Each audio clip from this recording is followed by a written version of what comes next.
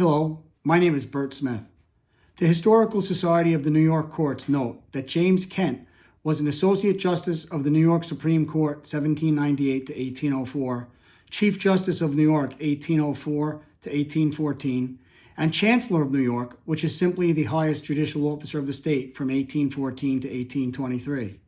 Kent was also the author of Commentaries on American Law. In an article describing Kent, Judge Albert Rosenblatt described him as the father of American jurisprudence.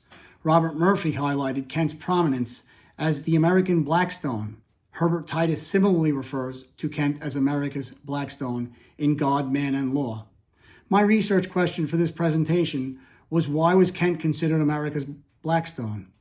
In the ProQuest Dissertations and Theses Global Database, I used very simple search terms including legal history, James Kent, New York, William Blackstone, which quickly yielded 2 dissertations. The link between Blackstone and Kent was made clear quickly. The first dissertation was a difference of customs, Sir William Blackstone's Commentaries on the Laws of England and Transformations of the Common Law in America, 1771 to 1830, by Ellen Holmes Pearson in 2001, submitted to Johns Hopkins University. Pearson addressed how American scholars viewed improvements to the common law to distinguish themselves from Britain. Pearson highlights that Blackstone's commentaries were a central text for American law students on the eve of the Revolution.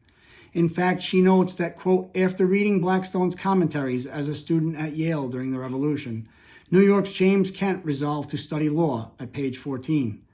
She notes Kent's later prominence in American jurisprudence. Quote, although his work did not replace Blackstone's treatise entirely, Kent's Commentaries was the most comprehensive distillation of American law that had been published to date at page 15. While her work focuses on a comparison between Blackstone and other early American legal scholars, heavy focus is given to Kent. The dissertation is divided into legal topics by chapter.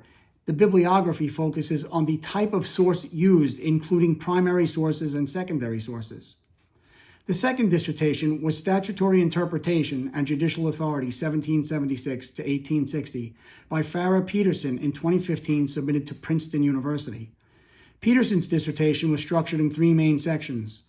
The issue presented in that dissertation was the history of statutory interpretation from the founding to the Civil War, which focused on the politics of interpretation between the legislative and judicial branches, as well as the issue of which branch had the right to define what she calls, quote, the will of the people, unquote, and that's at page Roman numeral 3.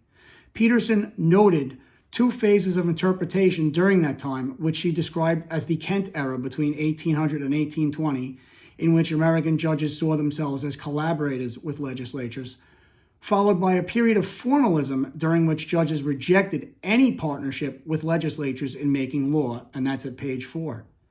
Kent is the focus of Chapter 2, titled Interpretation as Statecraft, wherein she analyzes Kent's legal thought divided by topics such as statutory review and his interpretation of private rights acts and public acts. Her conclusion, as stated at page 175, was that Kent's overview of American law provided structure and legal precedent for future courts and legislatures. The bibliography is alphabetized by first name and structured by the subject of sources. Turning to my plans for the future, I am hopeful that a dissertation on Kent's life and legal thought will be viable.